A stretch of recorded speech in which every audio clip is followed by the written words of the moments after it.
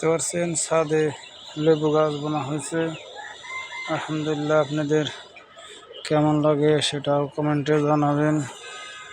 সেই সাথে সাথে একটু করে লাইক করে যাবেন, ভিডিওটা শেয়ার করে সকলকে বন্ধু হওয়ার সুযোগ করে দিন।